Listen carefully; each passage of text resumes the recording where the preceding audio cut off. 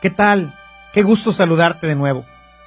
Y bueno, pues como parte de este tema del Espíritu Santo y de esta promesa que recibimos en nuestro bautismo, quiero tocar ahora el tema del bautismo de los niños, pues no siempre se entiende la necesidad de hacerlo y sobre todo ver las ideas equivocadas que hay sobre este tema. Muchos de los hermanos separados y principalmente los testigos de Jehová insisten en que los niños no deben ser bautizados y que el bautismo ha de recibirse de adultos.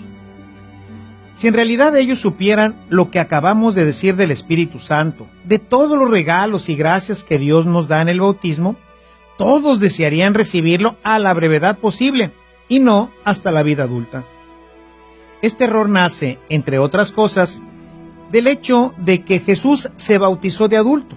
Sin embargo, existe una gran diferencia entre el bautismo que recibió Jesús, que es el bautismo de Juan, y que solo era para mover a la penitencia, mientras que nosotros recibimos un sacramento, el sacramento del bautismo en el Espíritu, es decir, el bautismo cristiano. Jesús dijo a sus discípulos que fueran y bautizaran a toda criatura, lo cual ciertamente incluye pues a los niños.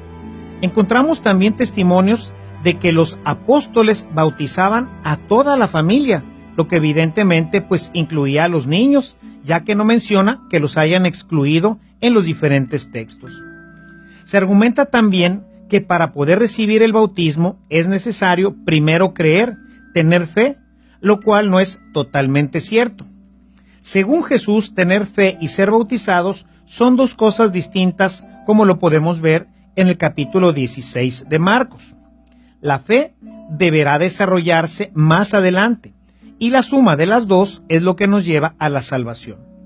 Una persona que se niega a creer o que cree, pero que no da testimonio, no cumple con los requisitos de la salvación. Uno de los pasajes más evidentes del bautismo de los niños está en el pasaje en el que Pablo y Silas en Filipos, en donde fueron arrestados.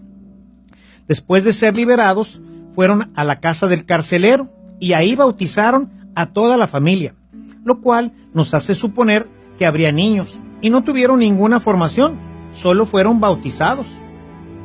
Con el tiempo, la iglesia vio la necesidad de instruir primero a los que habrían de ser bautizados y se creó el catecumenado, en lo que el padrino, un cristiano ya formado, instruirá durante unos 3 o 4 años al futuro cristiano. Por ello, sin padrino no habría bautismo, pues este garantizaba la formación del nuevo cristiano.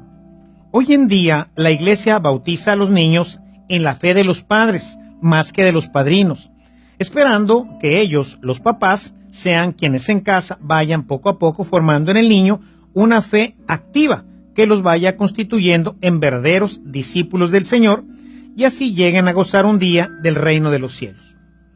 Por eso no es muy conveniente bautizar a los niños que no tienen ninguna garantía de que alguien los pueda formar como cristianos.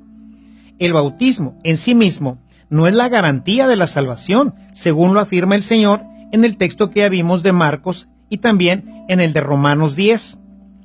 El bautismo debe de recibirse de niños, pues nos hace hijos de Dios, nos incorpora a la iglesia y nos da el Espíritu Santo, de manera que no podemos privar de estos hermosos regalos a los niños, simplemente porque no sepan qué es lo que están recibiendo. De hecho, muchas de las cosas que recibimos al nacer no las podremos usar en plenitud hasta que seamos grandes, y no por eso no nos las dan hasta que seamos mayores o conscientes. Pensemos, por ejemplo, en la salud, la educación, el estatus social, las convicciones políticas o deportivas. Igualmente, las gracias del bautismo en el niño las usará en la medida en que crezca y se desarrolle la fe en él. Pero debe de tener a alguien que lo instruya en la fe, porque si no tiene quien lo instruye en la fe, como decíamos en nuestro capítulo anterior, pues estas gracias y todo terminarán por morirse. ¿Qué pasaría si priváramos a nuestros hijos de las vacunas? Sería una injusticia, ¿no es cierto? Pues lo mismo sucede con el bautismo. No podemos privarlos de todas estas gracias solo porque no saben lo que reciben. Es compromiso, como decía ahorita, de los padres ver que en su tiempo lo sepan y lo vivan. Como siempre, te invito a profundizar en este tema visitando nuestra página www.evangelizacion.mx y a ver con amplitud el tema de evangelización fundamental. Te espero mañana para continuar nuestro conocimiento de Jesús, hablando de el purgatorio dentro del tema de la vida eterna con Jesús. Recibe mi bendición y te espero mañana.